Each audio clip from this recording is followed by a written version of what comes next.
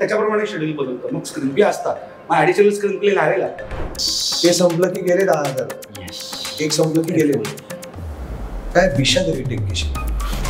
आता किती वेळा काल परत करा. कीप रोलिंग हा प्रकारच नव्हता. कीप रोलिंग हे आत्ता सुरू. हे कीप रोलिंग आता आहे आली शिस्त थोडीशी टेक्नॉलॉजीमुळे कमी झाली. 6 युनिटमध्ये 6 दिग्दर्शक आले, तेवढे लाईट मध्ये सगळ्यांना काम मिळेल. कमर्शियली जर तुमचं रेटिंग असेल तर तुम्हाला ऍड्स येणार नाही तर रेव्हेन्यू जनरेट होणार नाही.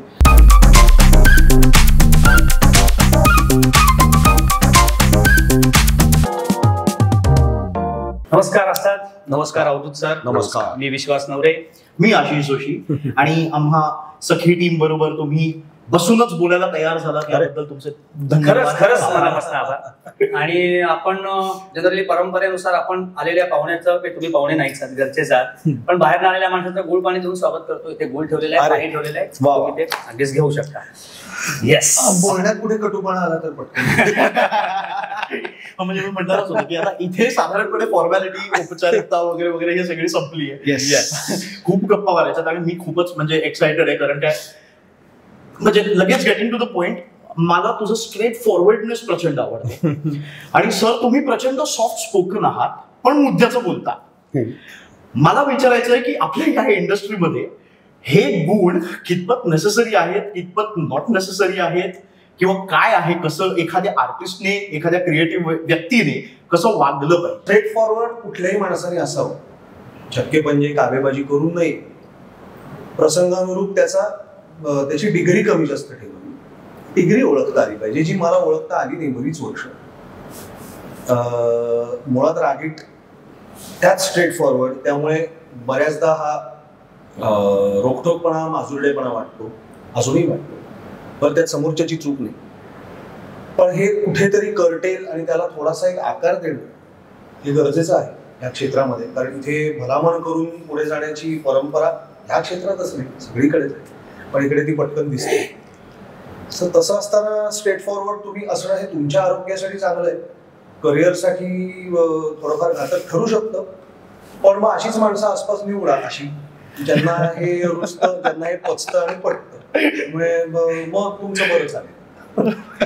पण करिअरसाठी घातक आता असतात तू म्हणालास, पण तुझं करिअर खरंच म्हणजे दुष्ट लागणार. खरंच खूप उत्तम करिअर तू घडवलंयस. तुला वाटत नसेल की तुझं करिअर घडलेलं नाहीये. Still long way to go. आपण प्रत्येक जण म्हणतो, आपण कधीच समाधानी नाही, पण खरोखरच चांगलं करिअर घडलंय. म्हणजे रादर आमचा आदर्श आहे. मला आठवतंय रंगा काका गोडबोले साधारण 2004ची वगैरे गोष्ट असेल, त्यावेळेला ते दिवाळी पहाट वगैरे असे छोटे छोटे काही कार्यक्रम करायचे. त्या कार्यक्रमात मी आस्तादला पहिल्यांदा बघितलेलं होतं. ज्यावेळेला मी इंडस्ट्रीत आलेलो नव्हतो, मी 2016ला आलो, त्यावेळेला मी तुषार देवल बरोबर, आपला सगळ्यांचाच मित्र आहे, त्याच्याबरोबर मी वाजवायचो. तेव्हा तिथे आलेलो होतो आणि तेव्हा आस्ताद जस्ट नाटकाचा दौरा आपण पहाटे पहाटे तिकडे पोचलेला होता. सो तेव्हापासून ते एक आस्ताद, नंतर मग आस्ताद बरोबर मी कामही केलं जाऊ नको दुर्बाबाला. तो परखडपणा म्हणाला जरी हा ना, तरी तो खरोखर स्वभावाने एवढा मृदू आहे. म्हणजे लोकांना तो जाणवत किंवा पोर्ट्रे काही होत असेल, पण तसं खरंच नाही. आणि करिअर खरंच आहे तुझं. मग आता विचार कर, जर असा नसतो वागलो तो कुठे असतो. मग नाही, पण मला नाही हातचं राखून वागता बोलताय. मला तोंड देखलं खोटं खोटं नाही वागता बोलताय. आणि त्याने झाला, तोटा झाला माझा. अच्छा, झालं, डेफिनेटली झालं. आणि कधी कधी काय होतं, माझा स्वभाव असा आहे की थोडस समोरच्याने कौतुक केलं की बरं वाटतं. ते सगळ्यांनाच वाटतं, पण ते बरं वाटण्यातनं आपण स्वतःला एक्सप्लोर करणं थांबवतो. आपण सेटल होतो जे हातात आहे त्याच्या.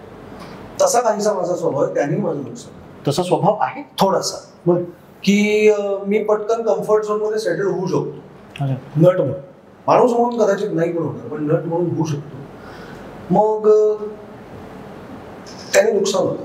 सो ह्या 2-3 गोष्टी कटाक्षाने अवेअर राहून टाळणं फार गरजेचं आहे.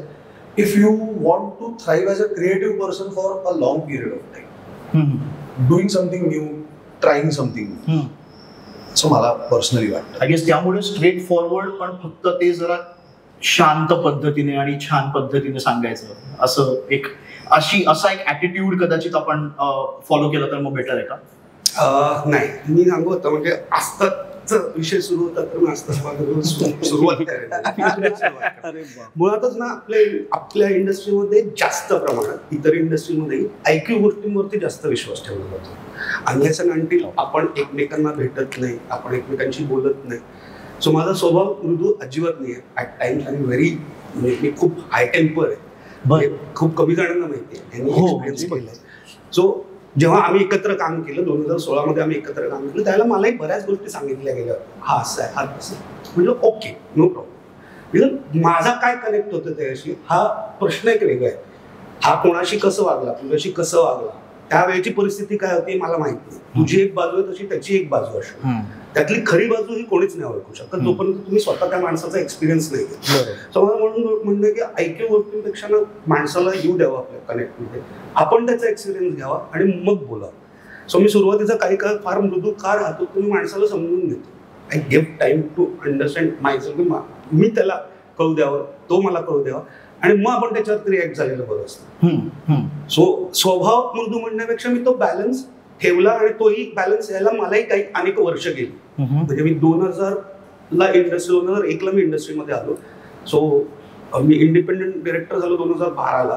पण मला ती समज यायला की माणसं समजून घ्यायला हवी, त्याशिवाय रिॲक्ट करू नये, यालाही मला 10 ते 12 वर्ष गेली. मला इंडिपेंडंट डिरेक्टर झाल्यानंतर फार काळ नाही गेला, 2-3 वर्ष गेली असती. पण त्याआधी मी पॅनिक व्हायचो, मी खूप फ्रस्ट्रेट व्हायचो, शिव्या द्यायचो मी खूप. असंच होतो मी. पण ते एक दुसऱ्या बाजू समजून गेला की अरे प्रत्येक वेळेला प्रोडक्शनची चुकी नसते, प्रत्येक वेळेला अमुक गोष्टींची चुकी नसते, काही मध्ये घडलेल्या गोष्टी असतात. त्यामुळे त्याचं प्रेशर आपल्यावरती क्रिएट होतं. पण ते प्रेशर सगळ्यांवरतीच असतं. ह्या गोष्टी समजायला थोडा थोडा वेळ लागतो आणि ते अनुभवाने माणूस मोठा होतो. त्यातली गोष्ट आहे की ते जसं येत गेलं त्यात सगळ्यात मोठा अनुभव काय असतो आपल्या इंडस्ट्री करता जेव्हा घरी बसावं लागतं. सो 4 हिट सिरियल दिल्यानंतर 8 महिन्याचा स्पॅन जेव्हा घरी बसावं लागलं त्याला माझे बॉस आहेत हेमंत देवधर, त्यांचा मला फोन आला आणि तुला सर काय कळत नाही, फोन येतात सगळं होतं पण कामाला कोणीच बोलवत नाही. त्यामुळे मग जरा विचार कर का नाही बोलवत आहे त्याचं, काय तुम्ही सांगा ना. त्यामुळे जरा बोलण्यावरती कंट्रोल जर नियंत्रण ठेवलंच तर बाकी सगळं छान आहे, मिळेल काम. प्रयत्न करू. कदाचित मला असं वाटतं ना की तुम्ही म्हणाला तुम्ही सॉफ्ट स्पोकन आहात हे आत्ताच अशी सांगितलं किंवा आम्ही जी माहिती घेतली किंवा आम्हाला जो अनुभव आलेला आहे, कदाचित ह्या मागे कुठेतरी तुम्ही दिग्दर्शक आहात. जो कॅप्टन ऑफ द शिप असतो त्याला काही झालं तरी he is the responsible for that. मग सगळ्यांची बाजू सांभाळून घेणं हे कितपत तुमच्यावरती असलेल्या जबाबदारीतून तुमच्या अंगावर पडलंय. मुळात मी सांगू जबाबदारीची जाणीव वगैरे याच्यापेक्षा जर प्रत्येकाने एक स्वार्थ म्हणून जर बघितलं ना तर माझा स्वार्थ असतो की मी जेव्हा सेटवरती जातो तर मला कशा करता बोलवलं, कोणाला सांभाळायला बोलवलंय, कोणाला काय करायला बोलवलं, यापेक्षा मला दिग्दर्शन करायला बोलवलं. ते मला उत्तमरित्या करता आलं पाहिजे. तर मी पॅनिक झालो, त्या पॅनिकनेस माझे 2 शॉट राहतात. बरोबर. किंवा मी काहीतरी मला जे करायचं असतं त्याच्या विरुद्ध जाऊन काहीतरी करतो चिडचिडीमध्ये आणि त्याचा लॉस हा फक्त मला होतो. तो लॉस झेलायला कोणीच नसतं. सो मला काही कायम मी माझ्या सेटवरती पण प्रत्येकाला सांगतो की स्वार्थ म्हणून काम करा. अभिनेत्यांनी नटांनी त्यांचा स्वार्थ म्हणून करा. तुम्ही वेळेत या, मी जबाबदारी घेतो की तुम्ही घरी वेळेत जा. माझ्या सेटवरचे खूप म्हणजे नॉर्मल रूल्स असतात माझे डिक्टेट केलेले की सकाळी वेळेत या, रात्री वेळेत जा. मला उगाच 10:30-11 काम करायला वगैरे नाही आवडत. ऍट टाइम्स वेळ पडली करूया ना, आम्ही पण रात्र 3-3 रात्र एकत्र काम केलं. प्रश्न तो नाही. पण तेव्हा गरज असेल तर की जेन्युइन गरज आहे काहीतरी तर करूया. पण अदरवाईज 12 तास, कारण 12 तासानंतर प्रत्येकाचा मेंदू थकतो. माणसं शरीराने पण थकतात. लाईटमन असू दे, ते असू दे, ते शरीराने थकतात. आपण क्रिएटिव्ह आहेत तर आपण डोक्याने थकतो. सो ना जबाबदारी जी प्रत्येकाने आपापली जाण ठेवली ना तर माझ्या मते उत्तम प्रॉडक्ट आणि मग सगळं सेटचं वातावरण पण शांतच राहतं. मग आरडाओरड करायची गरज नाही पडत. आणि ते मी शक्यतो पहिल्या दिवसापासून मी कुठे नवीन शोला गेलो किंवा जुन्या शो मी जर घेतला तर मी मेंटेन करतो की प्लीज जर आरडाओरड नका. 1-2दा समजून बघूया. चिडायची एक वेळ असते कारण रोज शिवाय देऊन पण त्याला अर्थ राहत नाही. किंमतच राहत. 15 दिवसात एकदा तुम्ही आवाज काढा, तो पुढचे 15 दिवस पुरला पाहिजे. पुढचे 15 दिवस तो टेरर लोकांच्या मनात राहायला पाहिजे. मग ते अर्धा तास शूटिंग थांबलं त्याला फरक पडत नाही. पण ते रोज येऊन दर 5 मिनिटांनी आरडाओरड करणं काही गरजेचं नाही. पूर्वी इतिहासात ज्या नोंदी आहेत आदिलशाहीचे किंवा मुघलांचे सरदार दरकदार गावात शिरायचे तेच घोड्यावरनं लाथा झाडत शिरायचे. या उलट छत्रपती शिवरायांनी एकदाच आवाज लावला, तो जनतेच्या लक्षात कायम राहतो की आपला राजा चिडलं तर जास्त मागत, हे काय रोज लाग मारतात, आपला राजा चिडला तर आपलं खानदान दिसतं ना नको. तसाच प्रकार आहे काहीसा. सॉस होणार की एक होणार. तुम्ही म्हणालात स्वार्थ. आता म्हणजे ठीक आहे, वेळेवरती सेटवरती पोहोचणं, वेळेत सेटवरनं निघणं, किंवा काय वेळेत शॉटसाठी रेडी होणं, आणि हे सगळं, हा डिसिप्लिन, म्हणजे ही डिसिप्लिन, ही शिस्त, ही एक गोष्ट झाली. पण मग क्रिएटिव्हिटी मध्ये नाही म्हणायला गेलो तरी हे डिसिप्लिन मेंटेन करणं शक्य नाहीये. म्हणजे कधी कधी काय एखादा सीन वाचल्यानंतर आपल्याला असं होतं की जो लिहून आलाय तो तसा नाहीये, म्हणजे तिकडे कुठेतरी सॅटिस्फाय नाही होत एखादा कलाकार. मग ते आता दिग्दर्शकाच्या नजरेने सुद्धा कदाचित असेल की हा ज्या पद्धतीने घडला पाहिजे तसा दिसत नाहीये, किंवा एखाद्या आर्टिस्टचं म्हणणं असतं की हे मी आतापर्यंत जे पात्र करत आलोय त्याच्या विरुद्ध आहे, किंवा हे पात्र असं काहीतरी बोलणार नाही वगैरे. त्या वेळेला एक सेटवरचं वातावरण हे सांभाळणं हे कितपत कठीण आहे. आणि हे दोन्ही दृष्टीने, कारण की आय थिंक ह्याच्यामध्ये दिग्दर्शनाच्या दृष्टीने सुद्धा आपण विचार करायला पाहिजे, ते वातावरण जपणं, एक कलाकार म्हणून सुद्धा, कारण काय ऍक्टर सुद्धा जर का ह्याच्यामध्ये खूप काय कन्फ्युज होऊन, किंवा ते उगाच जर का बोलायला लागला की हे चुकीचंच लिहिलंय किंवा असं तसं, ओव्हरऑलच मोराल डाऊन होतो सेटचा. इव्हन प्रोडक्शनच्या दृष्टिकोनातून पण विचार करायला पाहिजे ना. 10-15 मिनिटं सीन थांबला तर आपल्याला 13 तासात आजच्या जागेला 20-21 मिनिटाचं फुटेज, म्हणजे माझ्यापेक्षा जास्त सर सांगू शकतील. मग त्यावेळेचा प्रश्न जो आहे तो कसा काय. हा, आणि मुळात मग असा प्रश्न हा पण आहे की आर्टिस्टने वेळेत सेटवरती यावं, मग सीन वेळेत काय येऊ शकत. अरे बाबा, आणि मला मगाशी हा जो म्हणला ना स्वार्थाचा मुद्दा, त्यात एक ऍड करायचंय, म्हणजे नट स्वार्थी असलाच पाहिजे, हे म्हणजे पारंपरिक वाक्य आहे. आता माझ्या दृष्टीने विशेषतः नट म्हणून जेव्हा मी उभा राहतो तेव्हा माझा स्वार्थ हा माझं काम चांगलं होणं ह्यासाठी तर लागलाच पाहिजे. पण ह्या प्रसंगातलं किंवा ह्या घटनेतलं, म्हणजे कथानकातल्या या घटनेतलं माझ्या पात्राचं काय महत्व आहे ते ओळखून, जर हे माझं पात्र ह्या घटनेत दुय्यम आहे, जरी मी लीड असलो त्या प्रॉडक्टचा, तरी तिथे माझं स्थान दुय्यम असेल ह्या पात्राचं, तर प्रथम स्थानी कोण आहे त्या पात्राला जर जाणीव होत नसेल तर ते सांगणं आणि तशा पद्धतीने माझ्या पात्राचं आलेख तेवढा कमी ठेवून त्याला सपोर्टिव्ह ऍक्टर म्हणून उभं राहणं, हाही स्वार्थच आहे. कारण त्यांनी एक प्रॉडक्ट मोठं होत राहतं. हे नाटकातही अप्लाय होतं, हे डेली सोप मध्ये तर हे फार कटाक्षाने मला लागतं, कारण आपण काही सिक्वेन्सनी लिनियर शूट करत नसतो. 222 मधला 8 नंबरचा सीन आधी करतो, 216 मधला 9 नंबरचा नंतर करतो, असंही होऊ शकतं.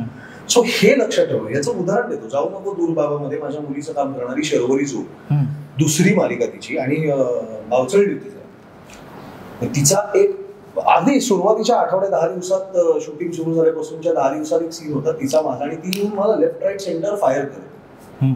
बरं, मुळात माझी ही ख्याती असतात काळे म्हणून असलेली, त्यात तिने मला आधीपासून काम बघितलेलं माझं अग्निहोत्र वगैरे पासून, त्यात रुजुदा आणि माझी मैत्री शाळेपासूनची. सो रुजुदाकडनं पण तिला हा असा गंमत करायची, मध्ये सांगायची त्याला चिडवू नको वगैरे.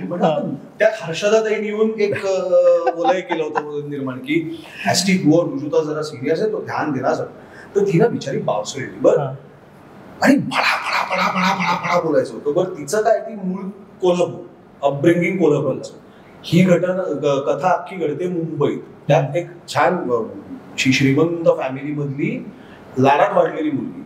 सो तिचा तो कोल्हापुरी टोन काढून तिच्या इंग्लिश मध्ये येणारा एक बारीक हेल होता तो काढून एवढी सोलोलोकी होती. बर, रिहर्सल झाल्या, 2 झाल्या, 3 झाल्या, तिला मला झापत नव्हती. ती वाक्य ओरडून बोलत होती पण ती मला झापत नव्हती. 3 रिहर्सल झाल्या, 4 झाल्या, एक टेक ट्राय केला, तीच म्हणली अजून एक करूया का प्लीज. म्हटलं तुझा सीन आहे का, ती अशी गेली परत आली. म्हणजे म्हटलं अगं तुझा सीन, तुला 20 स्टेप घ्यायचे असतील तर घे, काही प्रॉब्लेम नाही, अजून टेलिकास्ट सुरू नाही झालाय, नळ उघडला नाही अजून, म्हटलं टाकी भरतोय आता, तुला किती हवे तेवढे टेक घे, मी उभाच आहे नुसता, मला काही प्रॉब्लेम नाही. सो इथे हा फॅक्टर, हा तिचा सीन, ह्याच्यात मी मध्ये मध्ये काहीतरी करून मला असं वाटतं मी तिला सपोर्ट करतोय, पण त्याच्याने तिची धार जाणार असेल तर हे चुकीचं आहे. सो हे रिअलायझेशन होणं हाही मी स्वार्थाचाच भाग मानतो, कारण त्याच्यावर तो सीन हिट झाला तर आम्हाला 10 प्रेक्षक अजून मिळणार. सिरियल अजून कदाचित 20 एपिसोड चालेल, 70 लोकांचं पोट चालेल. बरोबर. खूप ढोबळ विचार केला. पण हा विचार मी म्हणेन की प्रत्येक लीड किंवा जो सिनियर प्रत्येक कलाकाराने केला पाहिजे. लीड असंच नाही, प्रत्येक कलाकार ह्या सदरात सगळे येतात, फक्त नटनट्या नाही. हाही कलाकारच आहे, डायलॉग रायटरही कलाकारच आहे. बरोबर. हा प्रत्येकाने विचार केला पाहिजे असं माझं मत आहे. प्रॉडक्ट मोठं करणं हा सगळ्यात मोठा स्वार्थ जपला बरोबर तर आपोआप शिस्त आपली वाढली. हा, त्यात तुम्हाला काही निषेध व्यक्त करायचा आहे म्हणून तुम्ही वागता, जे तेव्हापुरतं जस्टिफाय असू शकतं तुमच्यासाठी वेगळी, पण त्याच्यामुळे प्रॉडक्ट हॅम्पर होत असेल तर ती तुमची चूक आहे. काय होतं ना, काही वेळेला म्हणजे तू म्हणलंस ना जसं की एखादा सीन नाही आवडत, दिग्दर्शकाला पण नाही आवडत, पण ना त्याच्या पुढे पाठीमागे ना खूप गोष्टी असतात. काही गोष्टींचा विचार केलेला असतो रायटर्स टीमनी, इपीजनी, स्टोरी जो लिहित असतो स्टोरीवाल्यांनी. सो आत्ता हे करत जाऊया, हे कॅरेक्टर पडतंय, मलाही कळतंय की हे कॅरेक्टर पडतंय, पण त्याचं जस्टिफिकेशन आहे पुढच्या 10 एपिसोड नंतर. तो 10 एपिसोड नंतर येणारा जो बँग अपेक्षित असतो तो जर हे कॅरेक्टर नाही पाडलं तर नाही येत. म्युझिक पण तुझं कायम असं चालू राहिलं ना तर काहीच मजा येत नाही, त्याला चढ उतार लागतात. सो तसं प्रत्येक कॅरेक्टरचं पण होतं. आता ते कॅरेक्टर कुठल्या क्षणी खाली आणायचं आणि कुठल्या क्षणी वरती जायचं ह्याच्याकरता एक क्रिएटिव्ह टीम बसवलेली असते, ते त्याचा जास्त विचार करत असतात. सो ना माझं म्हणणं काय की विश्वास हा जर प्रत्येकावरती ठेवला थोड्या गोष्टींनी की बाबा जे दिले ना काहीतरी असेल, हा नक्कीच मी म्हणतो की कम्युनिकेट करू नका आणि जसं आलंय तसं करा ह्या मताचा मी नाही. मी 4 वेळेला विचारतो की असं झालंय, मला कळत नाही नक्की काय आहे म्हणणं, काय ह्या सीन मध्ये अर्थ काय काढायचा आहे, फायनली कुणाला इम्पॉर्टन्स द्यायचंय मला नाही कळत आहे. का नाही कळत आहे म्हटलं, कारण आपण असं केलं, आपण असं करतोय आणि मध्येच एक सीन असा आलाय. ओके ठीक आहे, मग जर इम्पॉर्टंट मिळत असेल तर ह्या 2 लाईन ऍड करून घे. मग आता येतोय का इम्पॉर्टन्स, हा आता येतोय, आता अर्थ लागतोय सीनला. सो ना हे कम्युनिकेट नाही होत, आपण ना डायरेक्ट काय लिहिलंय सीन ह्या झोनला जातो. पण ना तो जर म्हणजे अगेन मी देवधर्म सांगेन, एक शो आम्ही एकत्र करत होतो. सर मला वाचलंच करायचं, हो कसं आहे म्हणजे माझ्या बघू बघितलं, हो रे लिही ना. ओके बसलो, गेलो, एक तासाभरानंतर गेलो, जो खरं तर डेली शॉप करता नाहीये आपल्याकडे, तासभर एक तास आणि 1.5-2 पानांचा सीन होता, असं काही नाही, 8 पानांचा सीन दिला. नाही रे बरं आहे, मजा नाही, जरा एकदा अजून ट्राय कर. असं करून मला सरांनी 4 वेळेला लिहायला लावलं. सो मी एक साधारणतः दुपारी 1 त्या संध्याकाळी 6 मी फक्त तो सीन लिहित होतो. बापरे. आणि फायनली घेऊन की आता नाही म्हणणार की कधी मजा नाही बोलायच्या आधी एकदा रायटरला फोन करायचा, त्याला विचारायचं की तुला काय म्हणायचं. बापरे, तुला काय म्हणायचंय, आणि मग ना त्याच्याशी चर्चा करायला. म्हणणं सोपं असतं. म्हणजे आपण जे सगळे सीन शूट करतो, आपण ऑस्कर विनिंग शूट करतो का नाही करत ना. आपण काय पाठी टाकायची का खाली की मला वेळ नव्हता, आर्टिस्टला सोडायचं होतं, करतोच ना शेवटी. डिलिव्हरी तशी त्यालाही डिलिव्हरी करायची. कधीतरी तुझ्या घरात बायकोशी भांडण होतं म्हणून तू दिसतो बसतो, त्याचंही होऊ शकतं ना. सो ह्या गोष्टी पण आहेत. आणि जेव्हा आपण 12 तास आपण कामाचे आपले ऑफिशियल आवर्स जे ऑलमोस्ट 13 तास झाले, 1.5 तास मुंबईमध्ये यायला जायला 16 तास जेव्हा आपण त्या झोनमध्ये असतो, सो फ्रस्ट्रेट होणं, वाटणं हे खूप स्वाभाविक आहे की अरे काय लिहिलंय, काय बोललो होतो, असं होणं स्वाभाविक आहे. पण माझं म्हणणं ना ते तेवढ्या पुरतं असावं आणि तुम्ही कम्युनिकेट केलं गेलं पाहिजे. आता काही हायरार्कीज असे झालेत की आर्टिस्ट डायलॉग रायटरशी बोलणार नाही, हा ह्याच्याशी बोलणार नाही, त्यामुळे ती कम्युनिकेशन गॅप वाढली, नो डाऊट. पण एक मधला माणूस असतो, त्यांनी जर हे सांभाळून घेतलं तर क्रिएटिव्ह वेळ असतो प्रत्येक शोला. तर त्यांनी जर या गोष्टी सांभाळून घेतल्या, त्यांनी जर म्हणणं पोचवलं किंवा त्या म्हणण्याचा अर्थ जर समजावून सांगितलं आर्टिस्टला, तर या गोष्टी सोप्या होऊ शकतात. आता जसं बोललास की प्रोडक्शनचा विचार केला पाहिजे, 100% केला गेला पाहिजे. ह्याकरता म्हणून काय झालं पाहिजे, तर ह्याकरता आर्टिस्टला जेव्हा सीन मिळतो, जर त्याला काही प्रश्न असतील तर त्यावेळेला त्यांनी क्रिएटिव्ह हेड किंवा डिरेक्टरशी बोलणं गरजेचं आहे. नॉट की तो सीन लागल्यानंतर बरोबर येऊन डिस्कशन्स. डिरेक्टरचं हे काम असलं पाहिजे की कंपल्सरी त्यांनी आल्या सगळ्या स्क्रिप्ट वाचल्या गेल्या पाहिजेत आणि त्यांनी त्या क्षणी मुद्दे उपस्थित केले पाहिजेत की बघ ह्या सीन मध्ये प्रॉब्लेम आहे, हा सीन करतो तोपर्यंत याचं सॉर्ट आउट करायचं. पण सर हल्ली ताजे ताजे सीन येतात, तर त्या केसमध्ये मग काय करायचं आपण? मग त्या केसमध्ये माझ्या म्हणणं आहे की डायरेक्टरने स्वतः कॉल घ्यायचा त्यावेळेला की मी असं असं करतोय, ओके. मला हे चुकीचं तुझे वाटतं. म्हणतोय ना ताजे ताजे ह्याचं प्रमाण फार नाही आहे. हल्ली हल्ली वाढलंय उलट दादा. नाही पण तरी दिवसभरात समजा 10 सीन्स असतील शेड्यूलला, तर त्यातले 5 सीन तर आधी तुमच्या टेबलवर ठेवलेले असतात.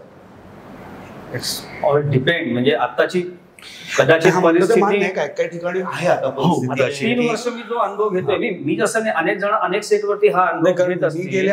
मी काम केलेलं तरी नव्हतं हे नशिबाने, पण आता मी जवळजवळ 6 महिने डेली सोप या क्षेत्रापासून लांब आहे. मला आता ह्या क्षणाची माहिती म्हणजे ह्या क्षणाचे असं नाही, पण गेल्या 1-2 वर्षात हे प्रमाण वाढलंय नक्कीच. हा म्हणजे आय गेस ते फेजेस असतात की 6 महिने जरा सिरियलचे ते बँकिंग आणि episode banking, screen play banking हे सगळं उत्तम असतं, आणि मग अचानक काय आता म्हणजे फॉर एक्झाम्पल आता IPL येत आहे, तर मग आता IPLच्या वेळेस चॅनल किंवा प्रोडक्शन्स वगैरे खूप एक ड्रामा आणि याच्यासाठी स्टोरीमध्ये काय काय करायचं वगैरे, त्याच्यामुळे खूप 11th आवरला कधी कधी एक डिसिजन घेतला जातो, आणि मग ते फेज येते 1 किंवा 2 आठवड्यांची, 3 आठवड्यांची, की जेव्हा अक्षरशः सीनला जातोय आपण आणि आपण ड्रेसिंग रूम मधून निघालो आणि सीन प्रिंटिंग रूम मधून बाहेर आला, असंही कधी कधी घडतं. तो पण येत नाही मोबाईल वरती, पहिले नाही, पण स्क्रिप्ट आपले पाठवतात हल्ली मोबाईलवर, ते माझ्या बाबतीत घडले.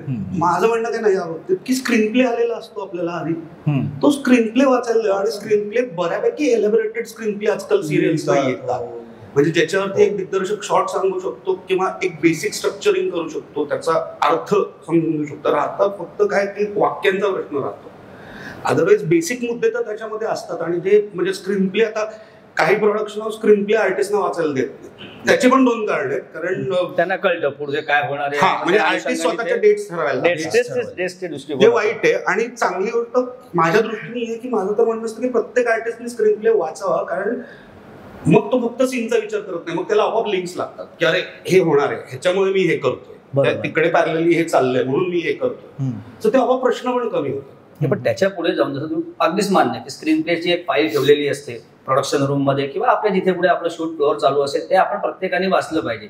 प्रत्यक्षात जेव्हा डायलॉग कॉपी हातात येते त्यावेळेला मी अनेक ठिकाणी हा अनुभव घेतलाय, साधारण ज्याला मराठी बऱ्यापैकी समजताना असे 4-5 मंडळी प्रत्येक मालिकेमध्ये असतात. मग रिडिंग झाल्यानंतर अरे काल ही व्यक्ती याच्याशी असं वागलेली, तर ते आज तो असं वागणार नाही, किंवा व्याकरणातल्या ज्या काही चुका असेल याच्यामध्ये जिथे रिडिंग होऊन लगेच एक रिडिंग आणि टेक्निकल आणि मग शूट झालं पाहिजे, त्याच्यातच जवळपास 20-25 मिनिटं. आता वाक्य बदलायची कशी, हे पण दिवसेंदिवस वाढलेलं आहे. याच्यावरती काय ह्याला ना याच्यावरती मराठी भाषेचे उत्तम, खरंच म्हणजे याच्या एवढं मी अस्खलित परखडपणे मराठी बाजू मांडणार नाही बघितल्या, म्हणून मी विचारतो. एक्झॅक्टली सांगतो, हे तर बॅलन्स आउट करायला लागतात ह्या गोष्टी माझ्या सेटवरती अनेक वेळेला घडलेल्या आहेत, किंवा आम्ही ह्या गोष्टी डे टू डे फेस कराव्या लागतात. बट त्यांना डेली सोप हा म्हणजे आता मिनिट गेम आहे. एक ठराविक फुटेज काढल्याशिवाय प्रोड्युसर जगू शकत नाही, आणि प्रोड्युसर जगल्याशिवाय आपण जगू शकत नाही. मग इन दॅट केस एवढा वेळ मध्ये जातोय याच्यावरती कोणीच का विचार करत मग तेच सांगतो की हा वेळ जर वाचवायचा असेल ना, तर त्याच्याकरता एक स्मार्टली शूटिंगची पद्धत असते की तुम्ही ना अख्खा मास्टर करता का, तर नाही करत, तुम्ही कट ऑफ्स मध्ये मास्टर करता. सो तेवढ्या लाईन्स, तेवढ्या मुवमेंट्स ठरवा, आणि जेव्हा कटिंगला येतो ना त्याला ज्यांना कमीत कमी बोलायचंय त्यांच्या क्लोजेसनी सुरुवात करा. आणि हा मधला वेळ आहे ना, हा मधला वेळ कोणीही मेकअप रूम मध्ये न जाता मग बाहेर बसून सगळ्यांनी मिळून ठरवूया की आता काय बोलायचं. वेआउट आहे हा, मी म्हणत नाही की हा म्हणजे असंच सगळ्यांनी करावं, मुळातच लेखकाकडनं उत्तम लिहून यावं अपेक्षा असते, पण हा वेआउट आहे. आणि ह्या वेआउटला ना ऑप्शन नाहीये. आपण कितीही कंप्लेंट्स केल्या, कारण त्या लेखकाकडे पण तो सीन कधी आला आणि त्याला किती वेळ लिहायला मिळतो, हाही एक मुद्दा असतोच. त्यामुळे दोष न देता त्यातनं वेआउट काढणं हाच मार्ग आहे. बाकी भाषेबद्दल तू म्हणशील तर सध्याची, मी परत सांगतो, मी गेल्या 5-6 महिन्यात टेलिव्हिजन कॅमेऱ्यावर समोर उभा राहिलेलं नाही. त्या आधीची जवळजवळ 22-23 वर्ष करतोय. दुर्दैवानी म्हणा किंवा सुदैवानी म्हणा, मी जेव्हा काम करायला सुरुवात केली तो ऍक्च्युली टेलिव्हिजनचा सुवर्ण काळ होता. वादळवाट वगैरे तेव्हा चालू होतं, पाऊस, वादळवाट, मग मध्ये अग्निहोत्र, ही एक फेज आली, असंभव, नंतर मग अग्निहोत्र वगैरे मी केलेल्या मालिकांचं स्टेजेस म्हणतात. कट्टू मग पुढचं पाऊल सारखी एक टिपिकल डेली सो हा जॉनर मराठीवर आला, रुजला आणि आता रूढ झाला. ह्या सगळ्यामध्ये एक फार महत्वाची गोष्ट लक्षात घेतली पाहिजे. नवीन जनरेशन ऑफ आर्टिस्ट जे येत राहिले, माझ्या नशिबाने मी आणि माझ्यामध्ये दर 5 वर्षांनी आर्टिस्टचं जनरेशन बघतो. माझ्या नंतरच्या जनरेशनचे ऍक्टर्स कोणतं, सिद्धार्थ चांदेकर, अमेय वाघ, हे माझी पुढची पिढी. माझ्या आधीची पिढी कोणतं, प्रसाद हो, ही माझ्या आधीची पिढी, सुबोध भावे वगैरे. आता विचार करा, सिद्धार्थच्याही पुढे 2 पिढ्या आल्या ऍक्टर्सच्या, ज्यांच्यापैकी किती टक्के लोकांचं वाचन आहे, किती टक्के लोकांना वाचन करायची इच्छा आहे. ठीक आहे, तुमचं अपब्रिंगिंग, लहानपण, कॉलेज वगैरे अशा परिसरात गेलं असेल, अशा वातावरणात गेलं असेल जिथे ह्या सगळ्याला खाद्य नव्हतं, ही तुम्हाला जाणीवच नाही झाली. मे की वाचायला पाहिजे चांगलं साहित्य काहीतरी, किंवा घरात पण फार मराठी कडे फार कल नसेल, तुमच्या प्रांतातच फार मराठी बोलली जात नसेल. आता नागपूरमधल्या अनेक लोकांना हिंदी प्रचूर मराठी बोलायची खूप सवय, कारण त्यांच्या रक्तात ती भाषा, त्यात त्यांचा दोष नाही. तुम्ही जेव्हा एक क्षेत्र व्यवसायाचं म्हणून निवडता तेव्हा तुमची जबाबदारी आहे, तुम्हाला मराठी कमीत कमी 4 वेगळ्या पद्धतीने बोलता आली पाहिजे. उद्या तुम्ही आलात, ठीक आहे, तुम्ही आलात कोल्हापूर पासूनच्या 40 किलोमीटर कुठल्या तरी गावात, स्ट्रगल करायला मुंबईत आलात, उत्तम भूमिका मिळाली, तुम्ही दिसतात कसे त्यानुसार तुम्हाला पुण्यातल्या 1970 सालची कथा आहे, पुण्यातली सदाशिव पेठेतली केशव नेने नावाची भूमिका तुम्हाला मिळाली आणि तुम्हाला ती भाषा बोलताच येत नसेल तर तुमची चूक आहे. बरं, आपलं चुकतंय हेही तुम्हाला कळत नसेल तर हा तुमचा गुन्हा आहे, आणि तुम्हाला हा गुन्हा मान्य नसेल तर तुम्ही पापी आहात. कारण तुम्ही, तू म्हणलास तसं, तुम्ही सेटवरचा वेळ वाया घालवताय, तुम्ही दिग्दर्शकाचा मेंदू कणाकणाने संपवताय आणि प्रोड्युसरचे पैसे खोऱ्याखोरीने संपवताय. सो ह्या गोष्टी सुद्धा फार मॅटर करतात. व्याकरण, समोर लिहून आलेलं व्याकरण हे चुकलंय एवढं जरी कळलं ना तरी हा वेळ वाचतो. मग मी माझ्यापुरतं तो सुधारून घेईन वाचनाला बाहेर येण्याआधी. तेच जर समोर दुसऱ्याला कोणाला तरी सुधारावं बसावं लागत असेल तर तू तुझाही वेळ वाया घालवलास, त्याचाही घालवलास आणि इतर 4 आर्टिस्टचाही घालवलास. आणि यात महत्वाचा मुद्दा हा आहे की म्हणजे मराठी फक्त शुद्ध पाहिजे असं नाही, ते वेगवेगळ्या प्रकारे तुझ्या पात्राची मराठी कशी आहे, बरोबर, तुझ्या पात्राची भाषा तुला शुद्ध बोलता आली पाहिजे, स्पष्ट सांगायचं. यात जातीयवाद नाही, बरोबर, यात प्रांतीय आहे. आणि लेखकांना मी आत्ता छातीडोकपणे सांगतो, डायलॉग रायटर्स हाताच्या बोटांवर मोजता येणे इतके उरलेत जे उत्तम मराठी लिहू शकतात. हे मी आत्ता इथे ऑन कॅमेरा सांगायला तयार आहे. मला खोटं ठरवलं तर मला आनंद होईल, आणि यू कांट हेल्प इट. कारण हा जो लोड, हा जे म्हणला तो जो लोड वाढलाय आणि त्याची जी पद्धत वाढली, टाइम मिळणारा वेळ लेखकाला इतका जर कमी झाला असेल तर ऑब्व्हियसली माझ्याकडे जर 2 मालिका असतील लिहायला तर मी 1 मालिका कोणाला तरी मदतीला घेऊन लिहीन, एक मी माझी लिहिन जी मी आधी घेतली. उदाहरणार्थ असं करत असतील असं माझं अजिबात म्हणणं नाही, पण असं जर करत तो जो माझ्या मदतीला घेतलेला मुलगा आहे त्याच्यावरही मला जर लक्ष ठेवायचं असेल तर मी मेलो, आणि तो जर चुकत असेल तर ते माझ्यावरच येणार आहे. बरोबर. हो. आणि ते फॉर एक्झाम्पल असिस्टंट रायटर्स म्हणून काम करणारी पिढी आहे, त्यामध्ये पुन्हा किती लोकांना येते मराठी येणं म्हणजे काय, बेसिक गोष्ट आहे. मराठी येतं असं म्हणतो आपण, चुकीचं आहे ना. मराठी येते पाहिजे ना, ती भाषा आहे, बरोबर. सो हे ना दुष्टचक्रासारखं थोडंसं झालंय. आणि काइंड ऑफ काय आहे, हा म्हणला तसं at the end of the day it's a game of numbers. Maybe minutes, maybe TRP ratings, maybe GRP ratings. It boils down to आकडेवारी. आकडेवारीमध्ये कलेची सेवा थोडीशी मागे पडते, हे नट म्हणून मला पर्सनली वाटतं. पण मग आपण नाटकामध्ये बुकिंग किंवा गल्ला बघत नाही किंवा सिनेमाचा टर्नओव्हर, हे पण एक प्रकारचे नंबरच झाले ना. पण तिथे मिळणारा वेळ किती, तुला नाटकाला 1 महिन्याची रिहर्सल आहे, राईट. चित्रपटाला तुला एक फायनाईट वेळात हे संपवायचंय, म्हणजे 40 दिवसात ही सुरुवात मध्य शेवट ही कथा संपणार आहे. सो त्याच्या आधीचे 6 महिने घे, 8 महिने घे, तुला वेळ आहे. आता डेली सोपला वेळ कुठे आहे. नंबर ते म्हणाला नंबर गेम व्यवसाय म्हणल्यावर नंबर गेम आलाच. व्यवसायाचं स्वरूप काय त्याच्यावर आहे. आता मार्केट यार्ड मध्ये जो होलसेल मध्ये भाजी विकतो त्याला दिवसाला 500 किलो विकली नाही गेली तर त्याचं नुकसान. त्याच्याकडनं भाजी विकत घेणारे जे 20 भाजीवाले त्यांना दिवसाला 10 किलो विकली गेली तरी चालणार. हा फरक आहे. आणि परत हा पण फरक आहे ना की किती नवीन प्रोड्युसर्स जे मालिका पण मी म्हणतो की फिल्म्स करत आहेत किंवा किती नवीन प्रोड्युसर्स जे नाटक करत आहेत आणि ते परत येतात करायला. किती आहेत. कारण काय ना आपलं फील्डच असं ना, आपलं फील्ड ग्लॅमर म्हणून जास्त बघितलं जातं आणि आपल्याकडे आकडेवारी काय फसवणुकीचीच सांगितली जाते. बरोबर आहे. जे ऑन पेपर म्हणजे एक काळ होता टेलिव्हिजनचा द्यायला प्रॉफिट मार्जिन्स वेगळी होती, आजच्या काळाला प्रॉफिट मार्जिन्स वेगळी आहे. बरोबर. लॉस नाहीये असं म्हणून प्रोड्युसर्स किंवा फायनान्सर येतात की टेलिव्हिजन करायचं, पण लॉस नाही असं कोणी सांगितलं. लॉस होऊ शकतो कारण ना कॅल्क्युलेशन्स आहेत, ती चुकू शकतात. ती चुकू शकतात. प्रमाण कमी जास्त होऊ शकतं. म्हणजे जर रिस्क फॅक्टर म्हटलं तर नाटक आणि सिनेमापेक्षा टेलिव्हिजनला कमी आहे, पण नाही असं नाही.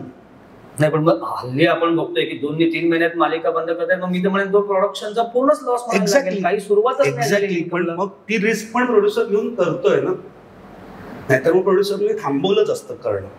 त्यालाही कुठेतरी अपेक्षा आहे की चल एक बंद झाला तर माझा परत पुढचा येणारा काहीतरी देऊन जाईल मला, किंवा आधीच्या 4 मला दिले तर मी एवढं बेअर करू शकतोय.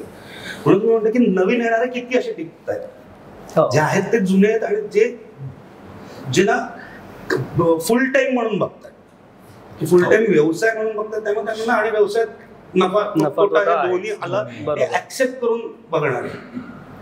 म्हणजे आता कित्येक मोठ्या प्रोड्युसर्सच्या अशा सिरियल्स 70 एपिसोड 80 एपिसोड मध्ये, पण कोणाचे पैसे त्यांनी थांबवले नाही. म्हणजे विद्यासागरांचं नाव घ्यायचं कधीच नाही, सगळ्यांचे पैसे क्लिअर केले. कारण जेन्युइन पर्सन, जेन्युइन प्रोड्युसर आहे. फर्स्ट टाइम प्रोड्युसर, सो त्याचा काही भाग आहे का याच्यामध्ये? ऑफकोर्स आता जे येत आहेत त्यांना ना कोणीतरी एक, कारण कसं आहे ना, तो कोणावरती तरी विश्वास ठेवलेला. उद्या तू आलास माझ्याकडे, मी तुला सांगितलं की अरे आहे सिरियल मध्ये एवढं प्रॉफिट करून येतं, पण तू स्वतः त्याचा अभ्यास केला पाहिजे ना की खरोखर मिळतं का. 3 महिन्यात शो बंद झाला तर मी किती लॉस मध्ये जाऊ शकतो. म्हणजे आता मेट्रोल प्रोडक्शनचे मोठे गोष्ट यांच्यावर मी एक शो केला. एक शो आम्ही पहिल्यांदा केला जो लिमिटेड एपिसोडचा होता, 40 एपिसोडचा होता, पोस्ट ऑफिस. त्यानंतर आम्हाला एक चॅनलकडनं आलं की तुम्ही मिळून डेली सोप कराल का. सर मला बोलले करशील का, पूर्ण वेळ करणार आहेस. हो. मग आमचं वर्किंग सुरू झालं. म्हणजे की काय गणित, तर मी त्यांना एक गणित सांगतो की सर अमुक गोष्टी आहेत, साधारणतः एवढं प्रॉफिट मार्जिन आहे, पण जर समजा कर्मचारी शो नाही चालला 3 महिन्यात तर एवढा लॉस होऊ शकतो. सो तुम्ही दोन्ही बाजूंचा विचार करा आणि मग आपण कॉल करू. ते म्हणे की ओके. सो त्या दोघांचं ते बोलणं झालं आणि ते म्हणे की ठीक आहे, चल प्रयत्न करून बघूया. सो एक मेंटली तयारी लॉसची बाजूची पण पाहिजे ना. बरोबर. आणि त्याकरता तुम्ही ओपनअपली सांगितलं पाहिजे, तुम्ही I can't cheat the producer. कारण तो माणूस ना शेवटी एक एक्स अमाऊंट तो इन्व्हेस्ट करणार आहे आणि तुमच्या वर्षावरती करणार आहे. ते ह्यूज आहे. हो म्हणजे, आणि त्याकरता माझ्या मते सगळी जबाबदार आहे. सगळे इन द सेन्स की डिरेक्टर, क्रिएटिव्ह, त्यानंतर आर्टिस्ट, हे सगळे जबाबदार आहेत. DOP for that matter. लेबरला आपण नाही करू शकत कारण ते बिचारे हातावरचं पोट आहे, ते येतात तुम्ही सांगाल ते करा. पण जे हे मेन संबंध ना ते, आणि आता खूप डिव्हिजन झाले आहेत. पूर्वीच्या काळी तर एवढे डिपार्टमेंट्सच नव्हते. आता प्रत्येक डिपार्टमेंटला एक हेड आहे. सो माझं म्हणणं त्या प्रत्येक हेडने आपापलं काम व्यवस्थित केलं. Coming back to the point, जर लेखकाचा आज असं म्हणत होता की एखादा रायटर 3 शो घेतोय, कारण ना आता प्रॉब्लेम असा झालाय, एकतर मुळात रायटर्स कमी, आणि दुसरी गोष्ट की लेखकांना ना आता जे पैसे मिळतात ना त्याच्यावरती एका शोवरती कोणाचंच घर नाही. शक्यच नाही सर. हा शक्यच नाही. सिरियस नाही ही परिस्थिती. म्हणजे मी एक खूप सिनियर फिमेल रायटर आहे मराठी टीव्ही शो क्षेत्रातली, अतिशय उत्तम लेखिका आहे. तिच्याशी मी मध्यंतरी सविस्तर बोललो, कारण मला म्हटलं भाषा बरी आहे, थोडा लेखनाचं थोडा अंग आहे, तर म्हटलं प्रयत्न करून बघावा का, म्हणून मी तिला फोन केला होता गायडन्ससाठी. तर तिने मी तिला आणि जेन्युइनली विचारलं, म्हटलं आता आकडेवारी काय पेमेंटची. तिने सांगितल्या. आता लेखन करायला घेतलं तर मी नवोदित आहे ना, लेखक म्हणून माझं पहिलं प्रोजेक्ट असेल जर काही केलं पुढे. बरोबर. तर त्यासाठी मला जी अमाऊंट मिळणार आहे ती त्याच्यात माझं एका ह्याच्यात नाही करत चालतं, शक्य नाही. बेअर मिनिमम नेसेसिटीज वर ठीक आहे बाबा, पण नाही तर अवघड. हा म्हणजे तो बॅचलरच आहे. हा बेअर मिनिमम Struggle चालू आहे. घराचं भाडं आणि 2 वेळेचं जेवण खाण आणि पब्लिक ट्रान्सपोर्ट किंवा बाईकनी सेटवर कधी जावं लागलं तर इतपत भारी मुंबई सारख्या सिरियसली. पण एका सिरियलचं जेव्हा आपण फायनान्सेस बघतो आणि आपण विचार करतो की एपिसोडचं बजेट एवढं आहे तेवढं आहे वगैरे वगैरे, तर मग ही डिस्क्रिपन्सी नाही का वाटत? नाही, पण तू म्हणतोस की बजेट आता जर म्हणजे गेल्या 10 वर्षात बघायला गेलं तर बजेट किती प्रमाणात वाढले? पर्सेंटेज ऑफ बजेट वाढण्याचं प्रमाण खूप कमी आहे. अच्छा, पण बजेटवरनं आठवलं जसं आता काही नामांकित channel- सॉरी हो, yes, yes, आणि please. हे डिपार्टमेंटचं बजेट आहे. मी तुला जे म्हणलं रायटिंग डिपार्टमेंटचं बजेट चांगलं आहे, त्याच्यात खाचे खूप आहेत. स्टोरी डेव्हलप करणारा एक आहे, स्क्रीन प्ले रायटर एक आहे आणि मग डायलॉग रायटर खाली. Okay okay okay. ते 3 जणांच्या डिवाइड होतात. अच्छा, आणि पर एपिसोड असतं ना ते. आर्टिस्ट आपण पर डे वर काम करतो, हे डिपार्टमेंट पर एपिसोड वर काम करतो.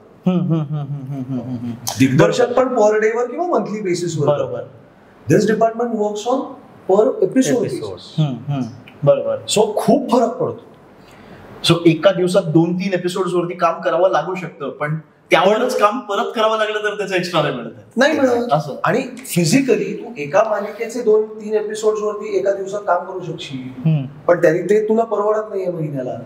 म्हणजे तू 2री-3री मालिका घेणं भाग आहे आणि हा मेंदू दमणार आहे. तो ब्लॉकेज, मेंटल ब्लॉकेज लेखकाला जेवढं येतं आपल्याला काहीच नाही फेस करायला लागत. आपण खूप सुखी होतो. आणि दुसरी गोष्ट काही शाश्वती नाही की मी आज एक शो घेतला, मी म्हणलं की 2च शो करेन मी, पण मला पहिला शो 3 महिन्यात बंद झाला तर त्यामुळे मला एक 3रा स्टँड बायला ठेवावा लागतोच. पण मग याच्यात एक खरं आर्टिस्टचं मेजर हे आहे ना, निदान लेखकांना दिग्दर्शकांना, पण आर्टिस्टचा एक शो गेला किंवा अचानक बंद पडला तर तो ऍट अ टाइम 2-3 ची बँक असे रेट ते करू शकत नाही. त्याला 6 महिने 8 महिने नाही काही करू शकत. सांगू शकत नाही. व्यवसाय रिस्क फॅक्टर घ्यायचंच नाही डोक्याचं.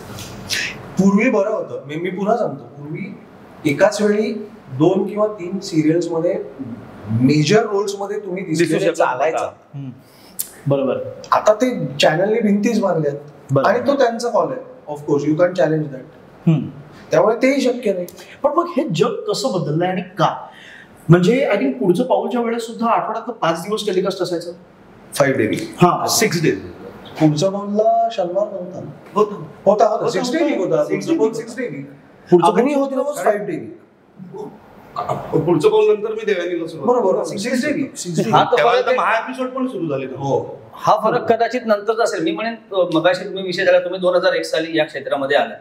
9 तासाची शिफ्ट होती हे जे ऐकलेलं आहे त्या ह्याच्यामध्ये तुम्ही 8-9 तासाची, मग 8 ते 13 तासाचा, 12 पण नाही 13 तास, हे कसं काय झालं आणि केव्हापासून झालं? मला याच्यावरती तू पण एवढे वर्ष काम केलंय. हे अनऑफिशियली खूप आधीपासून झालं. आता ऑफिशियली कॉन्ट्रॅक्ट मध्ये जवळजवळ गेली किती 10 वर्ष तर चालूच. कॉन्ट्रॅक्ट ऑफिशियल हो, सकाळी 9 ते रात्री 10, 13 तास. बरोबर. पण हे अनऑफिशियली वर्षानुवर्ष चाललंय. अच्छा. हो हो. म्हणजे बरेच म्हणजे 2001 ला फक्त तेव्हा काय कमी लोक होते. म्हणजे राजन वागदारेंच्या बरोबर वगैरे काम केलं तरच 7 ते 2 अशी शिफ्ट असायची. 2 फक्त 7 ते 2 अशी शिफ्ट दुपारी 2. आणि क्या आम्ही बात 2 आहे. वाजता 2 वाजता सगळे असिस्टंट ऑफिसला 4 पर्यंत दुसऱ्या दिवशीचं बोलणं आणि 4 वाजता सगळे घरी आपण. आणि तेव्हा बाय वीकली होती. बाय. तेव्हा daily अच्छा, show. अच्छा, अच्छा, अच्छा. हा एक मोठा फॅक्टर आहे. राईट, बरोबर. आणि तेव्हा काय झालंय, कामाचं प्रमाण पण आता खूप वाढलंय. तेव्हा इंडियन 2 चॅनल्स होती, एक तर सह्याद्री किंवा अल्फा मराठी. बरोबर. ईटीव्ही पण नव्हतं. ईटीव्ही जस्ट 2001 ला सुरू झालाय. I guess. सो माझ्याकडे सकाळी 8 वाजता रेडी होऊन समोर कॅमेरा समोर आलेला आर्टिस्ट हा मला 10 वाजता ना एक ऑडिशन हे करायचं नाही. बरोबर. कारण त्याला आठवड्यात 2च दिवस शूट असायचं, 2 किंवा 3 दिवस. उरलेल्या दिवसात तो ती सगळी कामं करू शकायचा. नाटकाचा प्रयोग तो त्यानुसार लावायचा. आता काय झालंय, आता ऑडिशन देत राहणे. मी पुन्हा नट म्हणून बोलतो, ही बाजू मला अजून अनुभवलेली नाही त्यामुळे मला माहिती. पण आता मला गरज, हा जे म्हणला बॅकअप आर्ट लेखक जसं एक बॅकअपला 3री सिरियल गळ टाकून ठेवलेली आहे. आपण काय गळ टाकतो, आपण ऑडिशन्स देत राहतो. बरोबर. सो तो ऑडिशनसाठी जाण्याचा वेळ मी जर लीड करत असेल एखाद्या डेली सोप मध्ये, तर हा जे वेल प्लॅन्ड म्हणतोय तसं नसेल तर मी 30 दिवसात 42 शिफ्ट पण करत असेल. बरोबर बरोबर बरोबर. 42 हा फार आकडा झाला. हल्ली ते कमी झालंय जरा होपफुली, पण तरी 28 दिवस शूट करत असेल मी, तर मी ऑडिशन्सला जो वेळ द्यायचा आहे तो त्या 3 किंवा 2 दिवस जे उरलेत त्याच्यात मी देऊच शकत नाही, कारण माझं शेड्यूलच दमलंय. सो मला कुठून तरी भीक मागून माझ्या शूटिंगच्या वेळातूनच काढायचंय. बरं, मी मडमध्ये शूट करत असेल आणि वर्सोव्याला ऑडिशन असेल, आता ज्यांना मुंबईची भौगोलिक स्थिती माहिती नाही त्यांनी सर्च करा मॅपवर, पण जर मी मडमध्ये शूट करत असेल आणि मला वर्सोव्याला जायचं असेल तरी एक वेळ ठीक आहे. मी ठाण्यात शूट करत असेल आणि मला वर्सोव्याला ऑडिशनला जायचं असेल तर सगळे संपले ना. मी फिजिकली मेलो, प्रोड्युसरचा वेळ गेला, दिग्दर्शक लोक खाजवत बसले, आता काय करू, कारण लीडच नाही माझ्याबरोबर. ऍक्टर म्हणून माझी बाजू जस्टिफाईड आहे. मला अरे माहिती नाही उद्या सिरियल बंद झाली तर मी काय करायचं. दिग्दर्शक म्हणून तो जस्टिफाईड आहे, अरे तुझे 5 सीन्स आहेत यार, मी कसे संपतो. प्रोड्युसर म्हणून तोही जस्टिफाईड आहे, रिस्को मत छोडो यार. सगळेच बरोबर आहे खरं, पण तरी दोष आहे कोणाचा. तो कोणाचा म्हणजे म्हणलाच ना कसं बदलत गेलं हे सगळं.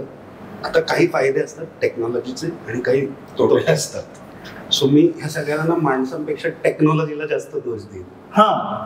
कारण पूर्वी एक मीटिंग व्हायची चॅनलला, त्याच्यात 15 ते 18 एपिसोड फिक्स व्हायचे, मग ते प्रोडक्शनला यायचे, मग आम्ही ना 15 ते 18 एपिसोडचं शेड्यूल करायचं. त्यावेळेला शेड्युलर ही पोस्ट नव्हती, त्यावेळेला असोसिएट डिरेक्टर आणि चीफ एडी हे बसून शेड्यूल करायचं.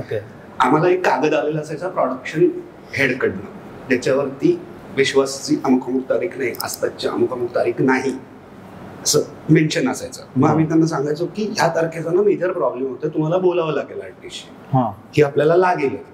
मग तो प्रोडक्शन मला बोलायचा ह्यांच्याशी आणि तो आम्हाला सॉर्ट करून द्यायचा. ओके ही घेतलीये पण मग ही सोडावी लागते. ओके, मग आम्ही एक शेड्यूल करायचो ज्यामध्ये आम्ही 15 दिवसामध्ये साधारणतः 18 ते 20 एपिसोडचं शेड्यूल करायचो.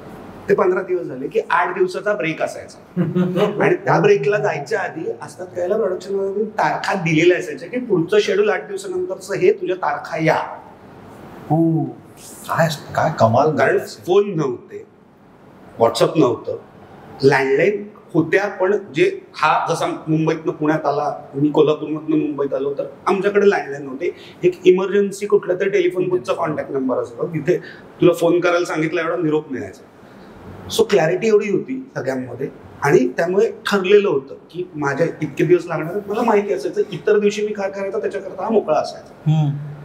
सो फोन यायला लागले, मग ते गणित सगळी बदलत गेली. सो टेक्नॉलॉजीचे जसे फायदे आहेत तसे तोटे, तोट्यामधला हा एक तोटा झाला की आता सगळं येतंय. पूर्वी स्क्रिप्ट हातात असायची ना, कारण म्हणजे पूर्वी काम करावं लागायचं तितक्या दिवसांचं, तितक्या शेड्यूलिंग वगैरे प्लॅन होतं. आता ना 8 दिवसाची सुट्टी ना, मला जर काही मला असिस्टंट म्हणून जरी मला काही करायचं आहे, म्हणजे वैयक्तिक मला घरचं काही काम आहे तर मी करू शकायचो ना. मला माहिती असायचं की मला 8 दिवसांची सुट्टी आहे, त्यातले 2 दिवस मला एडिटला जायचं, नंतर पुढचे 6 दिवस माझ्या हातात मोकळे. आणि ही सगळ्यांनाच होतं, सगळ्यांनाच माहिती होतं की ह्याला फिल्म करायची तर हा सांगायचं की ह्या 6 तारखा आहेत माझ्याकडे, ह्याच्यातलं घेता येतं घ्या, किंवा मध्ये मध्ये ह्या पण आहेत माझ्याकडे, ह्यात करू शकतोय का. तर सगळ्यांना मोकळीक होती. आता काय होतं ना, आता फिल्म आले की ऍडजस्ट म्हणतो अरे मला हे 2 दिवस मी करू शकतील का, मग त्याच्याप्रमाणे शेड्यूल बदलतं. मग स्क्रीन प्ले असतात, मग ऍडिशनल स्क्रीन प्ले लावावे लागतात. मग तेव्हाही गणित बिघडतात सगळी. सो बरोबर. मग तिकडे जर आपण म्हणजे लेखकासाठी जर काम देत असतो तर ह्याच्यात दोष कोणाचाच नाहीये, पण मी तेच म्हणतो की परत तेच आहे की ना बाजू समजून घेतल्या पाहिजेत सगळ्यांनी. बरोबर. जे पहिलं तरी सुद्धा चुकीचं व्याकरण लिहिणं हा गुन्हा. आता पुन्हा नट म्हणून जर विचार केला तर तंत्रज्ञानामुळे झालेला तोटा काय. हो म्हणजे ऐक ना, फिल्मच्या बाबतीत विचार केला, रील कॅमेऱ्यावर लोड केलं, रोल झाला कॅमेरा की आवाज यायला लागायचा. केलंयस कधी? हो, फिल्मवर काम केलंयस ना. आवाज आला की शॉर्ट फिल्म, पण मला टेन्शन जे येतं ते संपलं की गेले 10,000, एक संपलं की गेले. काय बिशाद रिटेक घेशील. टेलिव्हिजनला मी जेव्हा सुरू केलं तेव्हा बीटा नावाची टेप हा व्हिडिओ कॅसेटचा थोडा मोठा एवढं, जी तू ती पुसून पुन्हा त्यावर छापू शकायचंस, पण ते 3दाच. बर त्यानंतर त्याला भोकं पडायची बर बीटा. बरं, मी बीटावर काम केलेलं आहे. सो तू मॅक्झिमम नंबर ऑफ रिटेक्स तू किती घेशील याला पण मर्यादा यायची, कारण 3दाच छापली जाणार आहे एका टेपवर. त्या टेपची किंमत काय होती मला आठवत नाही, 1600 रुपये वगैरे होती. 1600-1800 असेल साधारण. सो एक टेप मी 3दा वापरू शकतो. नट म्हणून माझी जबाबदारी आहे ना की त्यातला मॅक्झिमम वेळ माझा नसला पाहिजे त्या टेपवर छापला जाणार. आता किती वेळा कार्ड पुसा, परत करा, पुसा, परत करा. कीप रोलिंग हा प्रकारच नव्हता. कीप रोलिंग हे आता सुरू. हे कीप रोलिंग आत्ताच बरोबर कीप रोलिंग कीप रोलिंग काय हा वर्ड प्रोड्युसर आत्महत्या प्रोड्युसर कीप रोलिंग म्हणला डिरेक्टर. तर अरे 27 रिटेक घेणारे आर्टिस्ट आलेत रे. हा तोटाच आहे ना, या क्षेत्राचा तोटा आहे डिजिटलायझेशन मुळे झालेला. किंवा पण आर्टिस्ट म्हणून फायदा आहे नाही ना रे. हा, तू 27 टेक मला वेगवेगळे घेऊन टाकला तर माहित आहे. तर फायदा आहे. मग तू एक कॅमेरा घरी बसव आणि स्वतःचं वर्कशॉप म्हणून कर. सेटवर नको ना हे करू वर्कशॉप. बरोबर असं आहे. म्हणजे बघ आता कसं होतं ना की पूर्वीच्या काळी क्लॅप बॉयला एक वेगळी किंमत होती, वेगळा रिस्पेक्ट होता. म्हणजे मी केलंय काम त्या काळामध्ये की क्लॅप बॉयला तो किती वेळात तू क्लॅप देऊन बाहेर पडतोस ह्याच्यावरती त्याचं पेमेंट ठरलं जायचं, किंवा ह्याच्यावरती क्लॅप बॉय किंवा क्लॅप बॉयकडे माझ्याकडे काय तुमच्याकडे असायचं की ह्याच्यात 90 फीट राहिले. सो मग मी चेंज करायला लावायचो की हा 1.5 मिनिटाचा शॉर्ट आहे, ह्याचा बसू शकतो, हे 90 फीट लावा. सो आम्ही रील्स कट करून ती वाचवायचो. म्हणून एक वेगळे पैसे होते आणि त्याचा मान होता. पण त्याला आता मॉनिटर बघून जाऊन क्लॅप पकडणं असं नव्हतं. लेन्सचा अंदाज घेऊन ठरवायला लागायचा. सो जो क्लॅपर चांगला होता त्याचं लेन्सचं नॉलेज हे कायम चांगलंच होतं असं म्हटलं जायचं. बरं, डीओपीला त्यांनी विचारायचं लेन्स काय लावली, त्यावर त्यांनी ठरवायचं क्लॅप कुठे करायची. डिरेक्टर डिस्टन्स माहिती पाहिजे, आर्टिस्ट कुठे उभा आहे, कुठे त्याचा फोकस असणार आहे, किती वाईड लेन्स आहे किंवा किती कॉम्पॅक्ट लेन्स आहे, त्याच्यावरती सगळं ठरायचं. प्राईम फोकल पॉईंट कुठला ते त्यांनी ठरवायचं. सो ते नॉलेजचा जेव्हा P2 म्हणजे जो डेली सोपला P2 कॅमेरा वापरला त्याचा जेव्हा F5 आले त्याच्यानंतर ज्या डिरेक्टर्सने फिल्म्स केल्या त्यांना सगळ्यात जास्त फायदा झाला, कारण लेन्सचा गणित माहिती होतं. आणि ज्यांनी नव्हतं केलेलं त्यांना ते खूप त्रासिक व्हायला लागलं, कारण 15ची लावायची का 25ची 25 लावली की नाही जरा वाईड कर, मग लेन्स चेंज करा, मग त्यात वेळ जायला लागला. सो हा नक्कीच फरक पडला टेक्नॉलॉजीमध्ये, चांगल्या गोष्टी आणि वाईट गोष्टी दोन्ही पण. चांगल्या गोष्टी सोपं झालं का आमच्या नव्हतंच, त्यामुळे आम्ही आर्टिस्टकडे बघताना स्क्रिप्टवरती त्याची ऍक्शन कंटिन्युटी लिहायचो. सो ज्या असिस्टंटची स्क्रिप्ट सगळ्यात जास्त बरबटलेली तो सगळ्यात हुशार असंही मानलं जायचं. बरोबर. आता अरे साधी गोष्ट आहे आशिष, मास्टर झाल्यानंतर सपोज कटिंग काही लोकांचा उद्या आहे, प्रायोरिटीने ऍज युजल काही लोकांना सोडायचं, त्यांचं कटिंग आज करू. आता उद्या तू आलास, तुझा क्लोजला उभा राहिलास, तर मी डेंगे धरून जाईन जर हे चित्र नसेल एखाद्या सेटवर. तर असिस्टंटला विचारलं लुक्स कुठे आहे, तर तो मोबाईलवर फोटो काढलेला दाखवतो आर्टिस्टच्या पोझिशन. यात चूक काही नाहीये, पण तुझ्या हातात आहे तंत्रज्ञान, तू त्याचा वापर केला, पण तुझा मोबाईल त्यावेळी स्विच ऑफ झाला असेल तर तू काय करणार आहेस? पर्यायी व्यवस्था केलीस तर नाही. स्क्रिप्टवर त्याचं एक चौकोन काढून स्टेजचं आपण जे ब्लॉकिंगचे फोटो चित्र काढायचो लाईट प्लॅन बनवताना, तसं चित्र काढणं मित्रा. फोटो मध्ये टाइमपास करताना तेव्हा हे आणि फोटो ना मुळात मला का नाही आवडत, कारण तुझा फोनवरती जर काढलास तर ह्याचा कलर एक वेगळा दिसतो, माझ्या फोनवरती काढलास तर शर्टाचा कलर वेगळा दिसतो, त्यावरती कन्फ्युजन होतं. अँड्रॉइड वरती काढ, आयफोन वरती काढ, त्यात पण तुझा कुठल्या लेवलचा फोन आहे त्याच्यावरती प्रत्येकाच्या फोनमध्ये कलर वेगवेगळा दिसू शकतो, आणि त्याच्यावरनं भांडणं होतात की हा ग्रे का हा लाईट ब्ल्यू आहे याच्यावर, आणि थिन लाईन वरचे असतात ते, आणि मग शोधत बसा, मग एडिटला फोन करा. ह्याच्यापेक्षा लिहिलेलं असेल, लिहिणंच नाहीये असिस्टंट्स हल्ली. सो ते ओव्हरऑलच एक खूप प्लॅन्ड आणि खूप इन्व्हॉल्व्ड कामं होती आधी. नाही इन्व्हॉल्व आजही, इन्व्हॉल्व आहे आधी, शिस्त थोडीशी टेक्नॉलॉजीमुळे कमी झाली. हा, जो उपाय असला म्हणजे काय ऑप्शन असला पाहिजे कदाचित, ती सवय झाली आहे आता. हा, मला एक प्रश्न असा पण विचारायचा होता पण की म्हणजे आता 5 डे टेलिकास्ट, पण त्याच्या आधी म्हणजे आनंद वन आय थिंक आठवड्यातनं 2 दिवस किंवा श्रीयुत गंगाधर पहिली डेली शूट कुठली? आभाळ माया ना मला वाटतं पहिली डेली शूट. नाही मला आय थिंक आभाळ माया आय थिंक पहिली डेली शूट. त्याच्या आधीचं तू काही घे, बाय विकली किंवा थ्राईस विकली. बरोबर. किंवा ते असं गणित असायचं की एक मालिका 4 दिवस दिसतीये, उरलेले 3 दिवस एक वेगळी मालिका दिसते त्याच वेळेला वगैरे, आणि असं असायचं. आता टेक्नॉलॉजीमुळे आपण सोपं झालंय आणि अजून पटापट आपण कदाचित करू शकतो. आपण 7 दिवसांच्या टेलिकास्ट वरती आलोय आता, आठवड्यातनं 7 दिवस. पण तरी मग ह्याच्यामध्ये प्लॅनिंग हे एवढं काय म्हणूया आपण त्याला, म्हणजे आकड्यांच्या हिशोबाने 7 दिवस काय म्हणतोय, आता तर 7 दिवस 1 तासाचा एपिसोड रोज इथे आलोय. बरोबर, इथपर्यंत आलो. बरोबर. ना तू काही कर, मला म्हणणं ना तू 2 दिवस कर. म्हणजे आता मी पोस्ट ऑफिस ट्राईस हे होतं, बाय विकलीच होता, म्हणजे गुरुवार शुक्रवार असा थ्राईस वीक होता. पण ना सेम टाइम सेम आर्टिस्ट माझे सगळे हास्य जत्रेला पण काम करत होते. सो 2 दिवस आम्ही शूट करायचो, 2 दिवस आम्ही गॅप घ्यायचो. अख्खं शेड्यूल आम्ही असं 3 महिन्यांचं केलं की 2 दिवस सुट्टी आणि 2 दिवस शूटिंग. पण तेच मी म्हणलं की अगेन इट्स अ प्लॅन ना. प्लॅनिंग तुमचं फक्त पेपरवरती नाही तर तुम्हाला ते ऑन फ्लोअर पण एक्झिक्यूट करावं लागतं, आणि याकरता सगळेजण इन्व्हॉल्व खूप चांगल्या रीतीने लागतात. सो माझं म्हणणं की 2 तासाचा एपिसोड मला 30 दिवस टेलिकास्ट करायचा आहे ना, सो ओके, नो प्रॉब्लेम, काही प्रॉब्लेम नाही. म्हणणं की अरे तेवढ्या लोकांना काम मिळणार आहे, कारण मला ना 6 युनिट लावावे लागणार ना. 6 युनिट म्हणजे 6 दिग्दर्शक आले, तेवढे लाईट म्हणून आले, सगळ्यांना काम मिळणार आहे. इंडस्ट्रीत काम नाही सगळ्या लोकांना, सो होऊ देत ना, काही प्रॉब्लेम नाही. बट जे प्लॅन करतात ना त्यांनी प्लॅन व्यवस्थित करावा.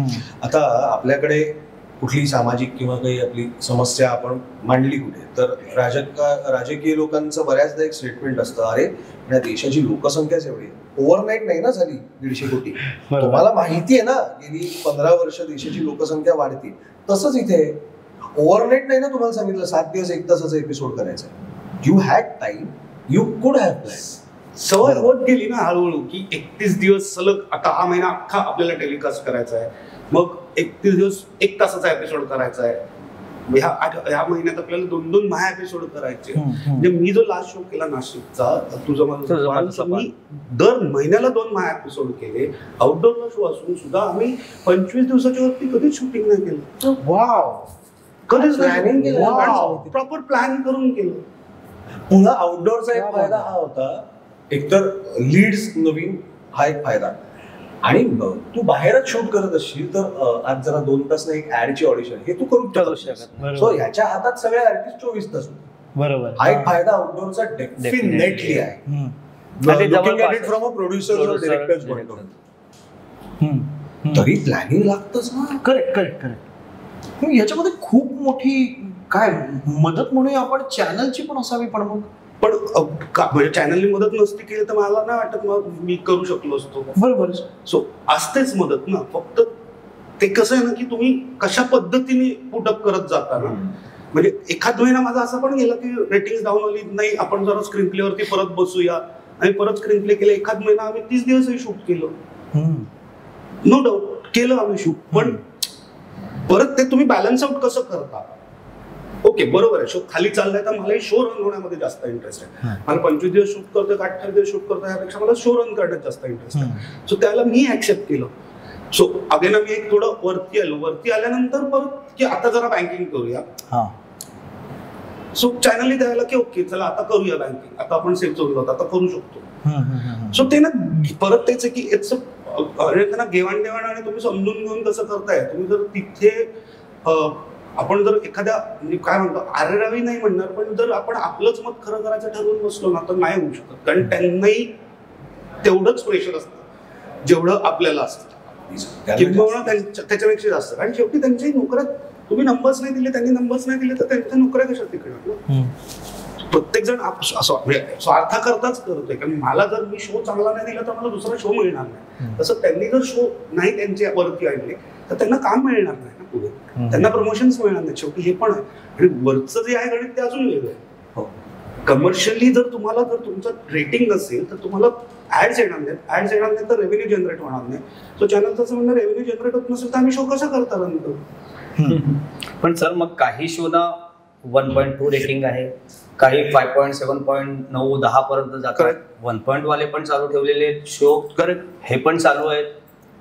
कारण चॅनलचे जीआरपीज वेगवेगळे आहेत, चॅनलचं डिस्ट्रीब्युशन वेगवेगळं आहे आणि त्यातून त्यांना किती रेव्हेन्यू जनरेट होतो त्यावर ते करतायत. असं बघायला गेलं तर मग सगळेच चॅनल बंद होतील ह्या निकषानुसार. पण नाही, ऑर्गनायझेशन आहेत त्या ऑर्गनायझेशन त्यांच्या पद्धतीने वरती येण्याचे प्रयत्न पण करतात. आणि हे बघितलं ना तर परत की कधी काळी झी वरती होतं, त्यानंतर परत स्टार वरती, कधी कलर्स वरती आलं. सो हे चढ उतार तर हे आपल्याकरता चांगले त्यामुळे तरी सगळेच जर एक बॅलन्स अप झाले ना तर क्रिएटिव्हिटी माझ्यामध्ये संपूर्णच जाईल. त्यामुळे हे चांगलं खालीवर होणं. सो रविवारचे पण एपिसोड झाल्यानंतर आपलं तुम्ही आता सर मगाशी म्हणालात की जास्त काम सगळ्यांना मिळणार आहे. पण लॉकडाऊनच्या आधी आपल्या मालिकेचं एक प्रोडक्शन युनिट जे होतं हे साधारण 60 ते 70 माणसांचं होतं, जे की आता 40 माणसांवरती आलं. हे म्हणजे लोड आला त्यांच्यावरती का त्यावेळेला एक्सेस होतं का आताचे ते जास्त एफिशियंट आहे? काय ना आता हा ना मुद्दा अगेन गणितांचा होता की ना 60 माणसांमध्ये पूर्वी काम करायचं, लॉकडाऊन लागला म्हणून ते कंपल्शन झालं म्हणून 40 माणसात करायला लागलं. मग असं झालं की अरे 40 माणसात होत आहे ना. हा प्रत्येक इंडस्ट्रीचा रूल आहे. जर तुम्ही एखादं प्रोडक्शन युनिट टाकलं आणि तुम्हाला कळलं की मग 100 बाटल्या मॅन्युफॅक्चरिंग करतोय आणि 60 माणसं आहेत माझ्याकडे, पण ह्या 100 बाटल्या 40 लोकांकडनं पण होत आहेत. सो माणूस म्हणून किंवा धंदे आहेत म्हणून मी हा विचार करणारच की अरे होतंय तर मग कशाला. आता ह्यामध्ये अगेन हे प्रत्येक ठिकाणी नाही ही गोष्ट खरी की प्रत्येक जण 40 मध्येच काम करतोय असं नाही. काही जण करतात, काही जण करतात, पण काही प्रोड्युसर असे ते अजूनही परत तेवढ्याच 55 ते 60 लोकांच्या युनिटमध्येच काम करतात. म्हणजे मी आउटडोअरला 50 ते 55 लोकांचं माझं आउटडोअरलाही युनिट होतं. कारण काय असं ना की तुम्हाला माणसं शेवटी लागतात. माझ्या इथे आता म्हणायचं झालं तर माझे ते प्रॉब्लेम्सच वेगळे होते कारण मी आउटडोअर करत होतो. मला ना नाशिकला आजारी पडला माणूस तर मला दुसरा बोलवायला माणूस अवेलेबल नव्हता. बरोबर. कारण यायला जायला 4 तास लागायचे किमान. सो तिथे मला 2 माणसं सपोर्टिव्ह म्हणून काय एक्स्ट्रा ठेवायच लावायची. मग ती भले लाईट मध्ये असू देत, भले सेटिंग मध्ये असू देत, की बाबा हा आजारी पडला तर ऍटलीस्ट 5 लोकांवरती माझं काम तरी चालू आहे. तसं बघायला गेलं तर 5 लोकांनी माझं काम चालायचंच आहे म्हणून मी 2 लोकांना काढतो. हे नाही परत तेच आहे की ना तुम्ही sometimes it becomes penny wise pound polish. तुम्ही शो कुठे करताय, कसा करताय, कुठल्या धाटणीचा शो करताय ह्याच्यावरती खूप गोष्टी डिपेंड राहतात. सो मला माहिती होतं माझे आर्टिस्ट नवीन आहेत, माझे हिरोईनला खूप वेळ जाणार आहे हे मला माहिती होतं. तर मी पॅरलली सेकंड युनिट रन करायचो, ज्या सेकंड युनिटमध्ये मिनिट्स कव्हर व्हायचे आणि इकडे मला परफॉर्मन्सला काढायला वेळ मिळायचा. किंवा एखाद दिवशी आम्ही मास्टर्स करायचो आणि हिरो हिरोईनचे क्लोज सोडून द्यायचो, दुसऱ्या दिवशी फक्त आम्ही हिरो हिरोईनला बोलून त्यांचे क्लोज करायचो आणि ते वेळ घेऊन करायचो. सो ना बॅलन्स आउट करणं आणि ते किती स्मार्टली करता ह्या गोष्टींवरती डिपेंड्स आहे. ते मला त्या दिवशी जे सांगितलं होतं पहिले 2-3 दिवस शूटचे कुस्तीचा सिक्वेन्स याचे रिक्वायरमेंट्स आहेत. मराठी डेली सोपला हे रिक्वायरमेंट्स म्हणजे प्रोड्युसरचे डोळे फिरले असतील. बायकोवर तुमची बायको पंजाबी आहे. हो. प्रपोजचा काय किस्सा आहे? including the channel, the directors, the writers, the artists, the song writers. अरे तीच कथा पण वेगळं टायटल सॉन्ग लिहायचं या स्वतः माउथ पब्लिसिटी आणि ह्याचं जास्त गणित झालं. डिरेक्टर कसा मिळतो त्यांना त्याच्यावरती त्यांचं काम दिसतं. त्यांना चांगला डिरेक्टर मिळाला तर चांगलं काम दिसतं, वाईट मिळालं तर वाईट करतं. माझ्या मते ऑडिशन ही आपण स्वतःची केलेली एक जाहिरात असते 30 सेकंदाची.